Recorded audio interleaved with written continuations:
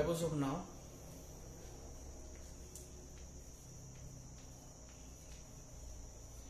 It was first observed under electron microscope by George Palade in 1953, and this structure is membrane-less structure. It does not have membrane surrounding it. It is having two subunits, right? And this ribosome is not actually an organelle. It is a complex which is made up of RNA molecules and protein molecules, right? So it is just a complex which is consisting of two type of molecules, that is RNA and protein molecules. These organelles are present, or complex, I should say complex. This complex are present in two type of cells, that is both type of cells, that is prokaryotic cell and eukaryotic cell.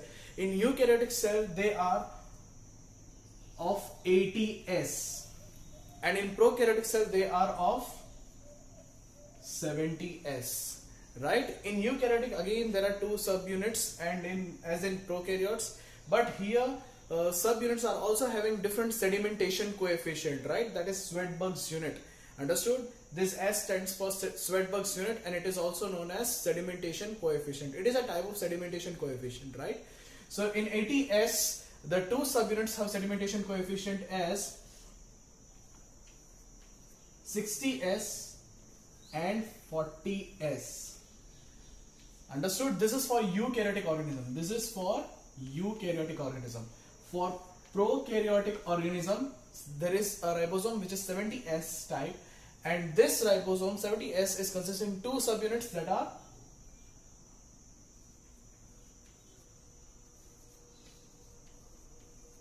(30S). Understood? This 70S is again not 50 plus 30, and again this 80S is not 60 plus 40. Understood? So never get confused with this. Understood? We cannot add this two and get this one. Understood? It is not like this. They are sedimentation coefficient. They are not mass. Understood? Okay.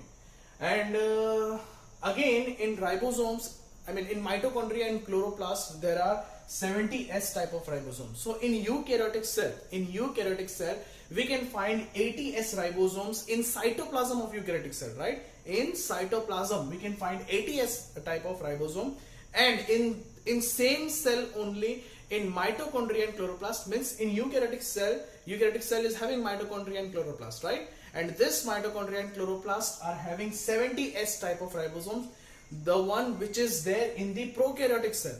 Understood? They are also having 70S type of ribosomes. Understood?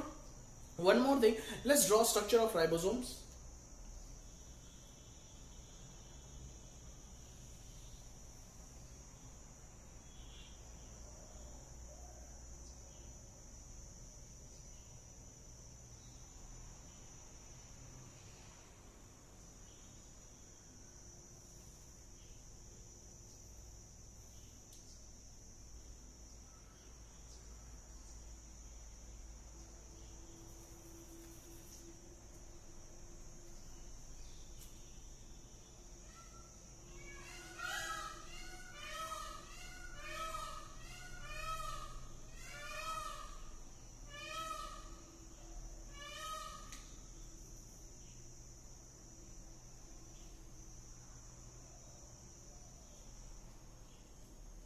When these are larger, this is larger subunit and this is smaller subunit, right? This is in eukaryote, this can be called as 60S and this can be called as 40S. Understood? So when they get unite with each other,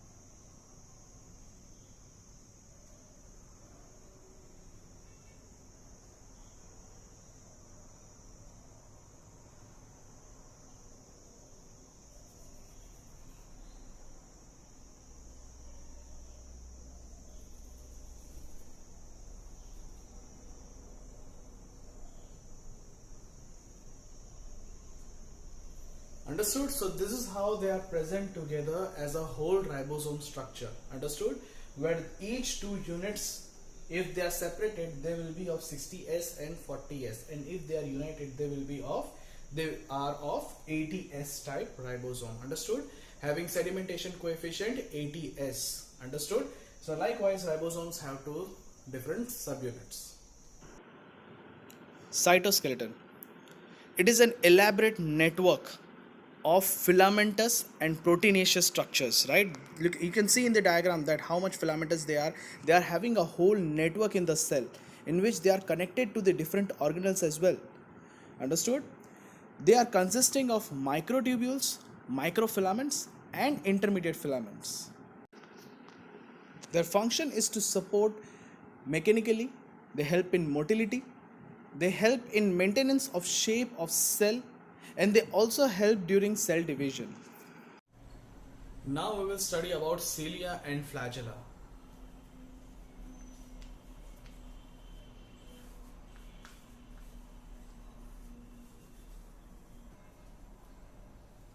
Cilia and flagella are same in structure, but there are some differences between them. These structures are present for locomotion and motility, right? Motility of some other cell, sometimes for other cell, sometimes for the same cell which is bearing the cilia, right? And flagella is there for locomotion of the cell. The cell which are having flagella can locomote with the help of flagella. Understood? Now, for locomotion, cilia and flagella are bared by different unicellular organisms, right? They are bared by different living,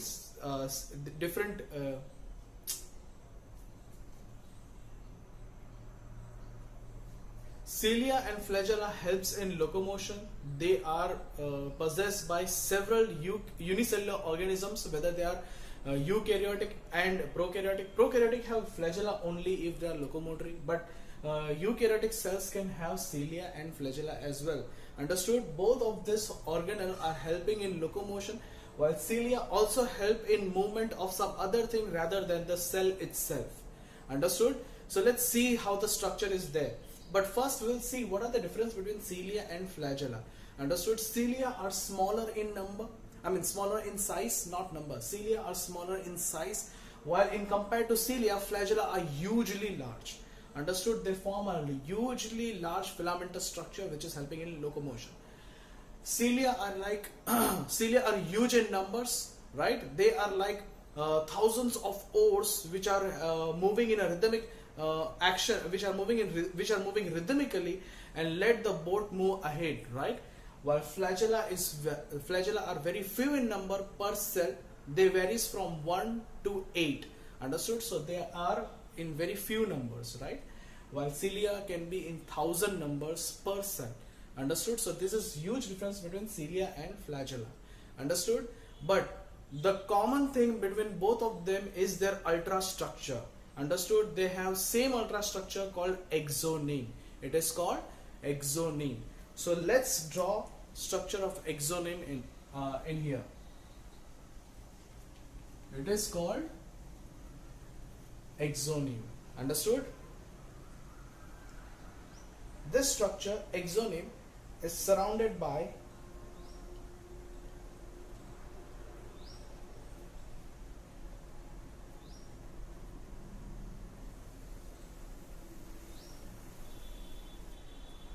plasma membrane, right?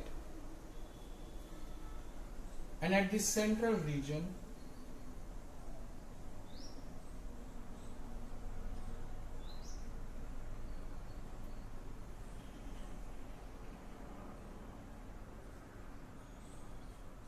there is a sheath called central sheath.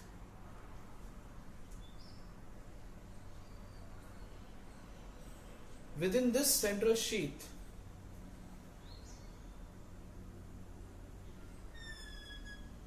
there are two central microtubules .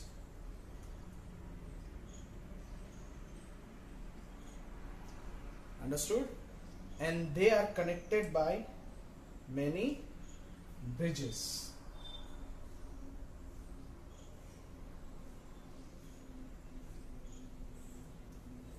Understood? And with this microtubules, we have peripheral microtubules as well.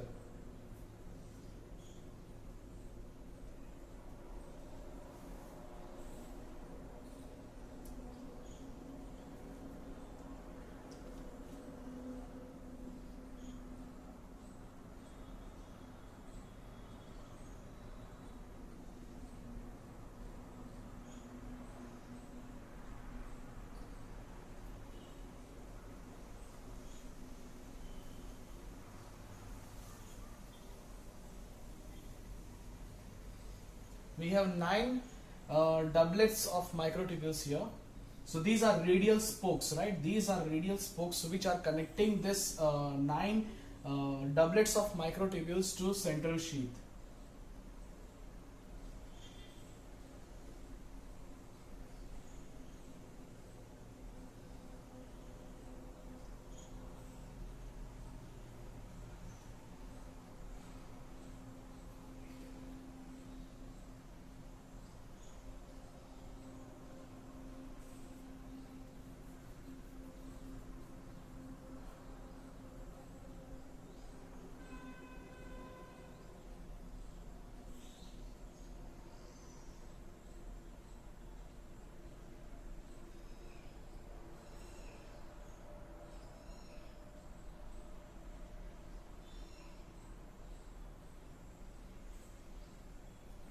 Understood?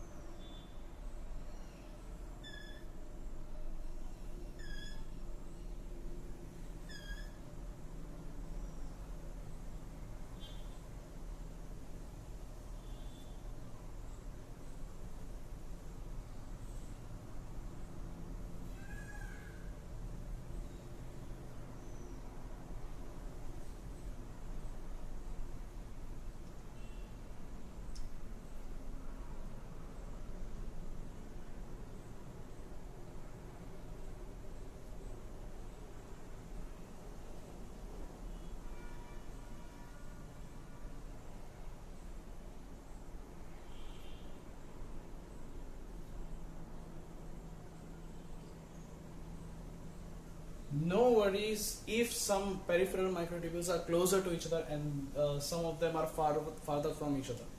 Okay. Then again there is bridge between there is interdoublet bridge. Okay.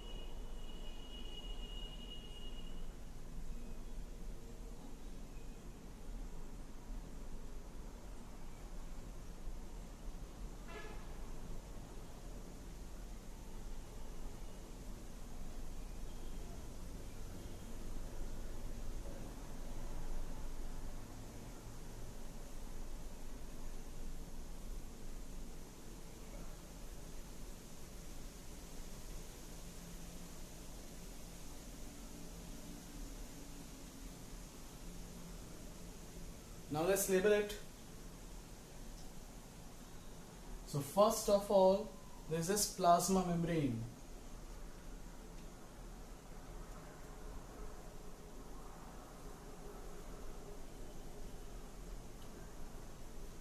This is peripheral microtubules. This is doublet of peripheral microtubules.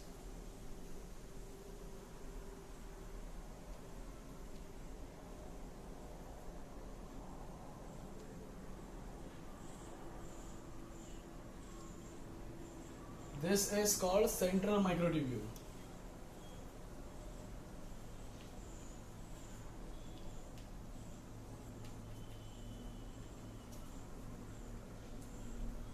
These are called radial spokes.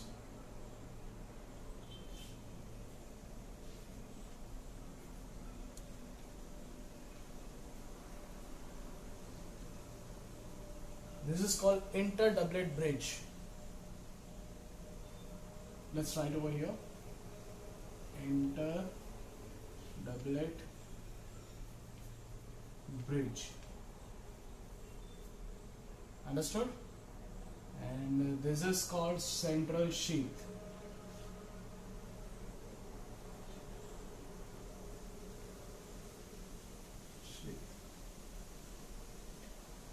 So this is about cilia and flagella, and this is how axonine structure is. Understood? You will draw this kind of diagram. You will practice it. The more you practice, the better you will draw this diagram. Understood? Let's study about centrosome. Centrosome is an organelle which is present near the nucleus in animal cells only. That means they are present in animal cells, they are absent in plant cells. And these organelle is containing two centrioles which are arranged perpendicular to each other. And they are surrounded by amorphous pericentriolar materials. These centrioles have cartwheel organization, and in this centrioles there are 9 evenly spaced peripheral fibrils made up of tubulin proteins. To each of these 9 peripheral fibrils there are 3 tubulin proteins, and that's why each peripheral fibrils are called triplets. At the central part of the proximal region of centriole, that means beginning part of the centriole, is proteinaceous hub, which is connected to this peripheral triplets by radial spokes, which are made up of proteins. That means these radial spokes are made up of proteins. These centrioles helps in formation of basal body of cilia or flagella and form spindle fibers, which ultimately give rise to formation of spindle apparatus, which is essentially required during cell division in animal cells.